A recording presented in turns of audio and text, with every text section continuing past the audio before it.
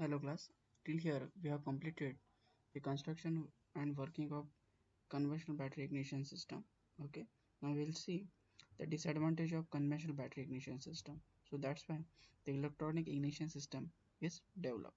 The first disadvantage of conventional ignition system is mechanical problem with contact breaker, not least of which is the limited of lifetime. We have seen there is a mechanical contact breaker we have used in order to trigger in case of the conventional ignition system. So whenever the contact breaker is breaking the contact, that time only capacitor get charged and capacitor get discharged. Okay, whenever it's a voltage reaches to its a rated rpm rated value, that is 200 volt. Whenever it reaches to 200 volt, it is supposed to discharge in between the contact make again. Okay, so as soon as contact break, charging of capacitor start and discharging will start whenever it get fully charged. So this time, in case of the conventional ignition system, the triggering action takes place by contact breaker, and that contact breaker is mechanical part which making a contact and breaking the contact till its entire lifetime. So it get supposed to wear after some time. So this is the disadvantage of conventional. Current flow in the primary circuit is limited to 4 ampere, or damage will occur to the contact, or at least the life will be seriously reduced. So in case of the conventional ignition system, this uh, what rated current is up to the 4 ampere only. If we are supposed to make a current flow more than 4 ampere through the primary winding, okay, through voltage source, that is battery, it is difficult to uh, keep your contact breaker in working, or if it work due to some reason, then it's a life supposed to seriously reduce. Okay, so the overall lifespan of your contact breaker is supposed to reduce. So this is another disadvantage. We have to maintain the current flow through the contact breaker is less than 4 ampere. Another thing, legislation required uh, very strict emission limit, means as emission norms are developed, that is from BS1 to BS2, BS3 to BS4, the percentage of emission allowed by government to emit in atmosphere is become lesser and less. So our emission norms get a stricter and stricter. This is completely depend on our ignition quality, and the ignition quality is depend on the ignition timing. At what time you are supposed to trigger the ignition. If your engine rpm is increases, you should have the advanced ignition triggering. If your ignition timing is if your engine timing is reduced, you should have the retard ignition timing, okay, in order to have a complete combustion. So in case of the conventional triggering is completely mechanical. Okay, so there is a chances of misfire, or there is a chances of improper triggering, which results your your vehicle not supposed to follow uh, what strict emission norms which have developed by the Indian government. Okay, so in that way, but it is not a one day effect. During the lifespan, slowly that emission quality of your vehicle supposed to decrease as the wear or take place of the contact breaker. Okay, so it's a long period activity, not in a one night it's supposed to happen. That start from the life cycle of that contact break, it is not happen, it will takes a longer time. Okay, but it is happens in case of the conventional ignition. So now weaker mixture required more energy from the spark to ensure the successful ignition even at very high engine speed. Okay, so the strength of that spark developed in the combustion chamber, that should be a good enough. Okay, because we know the in case of the conventional system, the contact breaker is mechanical one, so there is a charge, uh, means all those linkages, that contact breaker, after that wiring, after that that rotor of a needle of that rotor possess some internal resistance to flow of current. So that resistance are responsible to have some voltage drop. Okay, that resistance have that resistance have some amount of current drop. Okay, so not voltage drop, current drop. So due to that reason, our strain generated inside the combustion chamber is not that much. Even we are having a that much high voltage, that is 21,000 even we are having the 21,000 voltage, it is not sufficient to develop the high strength uh, what spark inside the combustion chamber. Okay, so these all four are the disadvantage of our conventional ignition system. Now we will see what are the method we are using in case of the electronic ignition system for the triggering for the what we can say for charging purpose of the capacitor. So there are two method we are using in case of the electronic ignition system for charging of capacitor.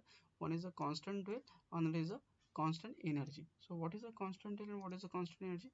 Here dwell is the term which come the dwell is nothing but the time available by capacitor to charge its a full capacity, that is 400 volt or 300 volt. For example, in our case we have taken that rated voltage is about to 200 volt. Okay, so it is a dual is nothing but a time available to capacitor to charge up to 200 volt to its full limit. Okay, so we know whenever engine is rotated or at the idling engine is rotated about 1000 to 1500 rpm. Okay, so let's consider 1000. Okay, and if you are having four stroke engine, okay, so number of power stroke possessed by that engine, okay, per minute is near about 500. Okay, it possesses a 500 power stroke if your idling rpm is 1000. Okay, behind the 1 minute, behind the 1 minute, if your engine idling rpm 1000, then it performs 500 power stroke. Okay, and if in each power stroke, if your engine gets a time of 1 second, just for example, to charge the capacitor. Okay, whenever engine performing 500 power stroke per minute, that time available to charge the capacitor is 1 second. Okay, to charge full. Now if I'm double that rpm 2000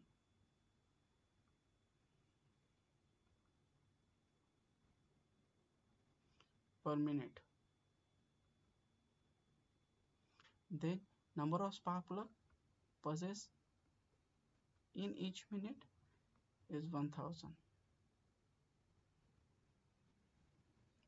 Number of rpm possessed by, sorry, number of power stroke possessed by ignition system is 1000 per minute. So in case, tell me, time available to charge capacitor about full rated voltage is less or more? Definitely here, if 500 power stroke is possessed behind 1 minute, then we are require 1 second to charge capacitor. If 1000 power stroke we are doing for same 1 minute, then definitely we are getting very less time to charge the capacitor to its a full voltage. So say zero point 0.5 seconds, just for example, zero point 0.5 seconds are we are getting to charge our capacitor to its rated voltage, that is 200 voltage. So if I'm making 3000, so in that way this available time to charge our capacitor to its rated voltage, it is go on decreasing. Okay, as rpm increases, dwell period is decreases. So to make a dwell period constant means, if 1 second is required to have a full charge capacitor, then to maintain this 1 second charging time at all engine speed, all range of engine speed, for example engine speed range is 1000 to 7000 maximum. Okay, then in all range of engine speed, 1 second if you want to spare for the charging of your capacitor up to 2000 volt, sorry 200 volt, then you you have to advance the triggering of capacitor charging. You have to advance the triggering of capacitor charging as speed increases. In that way you can maintain the constant drill. So for that purpose we require intelligence, and we have to employ ECU to do that in thing intelligently. Okay. Another in case of the constant drill we are using a ECU. In that way we have maintain the 1 second charging time uh, by operating advancement of your triggering. Okay. Similarly, in case of the constant energy, in case of the constant energy, here we are least bother about the how much the RPM of engine, or at which RPM engine supposed to rotate. If your rated RPM is 1000 to 7000, we don't bother about what is the RPM of your engine, or what is the RPM currently engine are possessing. Okay, so we are just supplying a constant energy source. We are apply the constant energy source across the primary winding. So in any RPM, the same amount of voltage get developed into the secondary winding. We are least bother about what is the RPM right now engine is possessing. We are just applying the constant voltage through the voltage source across the primary winding. So due to that developed magnetic field, constant amount of voltage supposed to induce in the secondary winding, and the same voltage are applied at all the RPM range of engine, that is about to 21,000 volt is get developed at all the engine RPM in case of the constant energy. So for that purpose we are just regulating this current, primary circuit current. In case of the conventional, the primary circuit current is only limited to 4 ampere, but in case of the constant energy method electronic ignition system, we are changing this 4 ampere to 5 ampere, 6 ampere, 7 ampere as the speed is increases. So as we are increasing the ampere, the time required to charge capacitor to its full strength is also goes on decreasing. So we are requiring initially 1 second. Now within a 0.5 second also we can charge our capacitor to its a full limit. As speed increases, we have enhancing this RPM. This is primary circuit RPM in case of the constant energy. Now next thing come into picture, that is triggering, method of triggering. This is on the basis of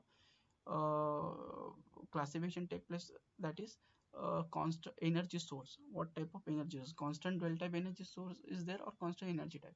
Here on the basis of the triggering, what kind of triggering we are using, Hall effect triggering or the inductive triggering. In conventional we see there is a mechanical contact breaker. Now here we are doing the triggering by two type. In case of the electronic ignition system, one in first case it may be Hall effect type, or in second case it may be inductive type. In case of the Hall effect type, consider if there is a one Hall effect IC is present. Okay, and there is a one rotor is there. Okay, and this rotor having small window. The number of window or number of cut it have is equal to number of cylinder present. Okay, and inside this rotor, suppose like one magnet is kept. Okay, and this is a Hall effect IC which develops some voltage, and we are connected voltmeter across it. Okay, now whenever this rotor is rotate, that time there is a chance of this window come in front of Hall effect IC. Whenever window come in front of Hall effect IC, that time magnet present inside this rotor are responsible to bring magnetic field across the Hall effect IC. Okay, so whenever Hall effect IC it comes across the magnetic field, that time voltage get developed across this Hall effect IC. So whenever whenever window is come across this Hall effect IC, that time is considered as a triggering time, and the width of the this window is uh, equivalent to dwell. Okay, so width width is equivalent to dwell here. Width is equivalent to dwell here. So as bigger the width, as that much we are having the dwell time. Okay, so yeah, that much we are having the trigger time. As we have seen in conventional, till the contact breaker is open the contact, till that time we are charging and discharging cycle. Okay, so similarly here also, till width, cutted width is facing the Hall effect as, till we are having the charging and discharging cycle of our capacitor, that is nothing but the dwell.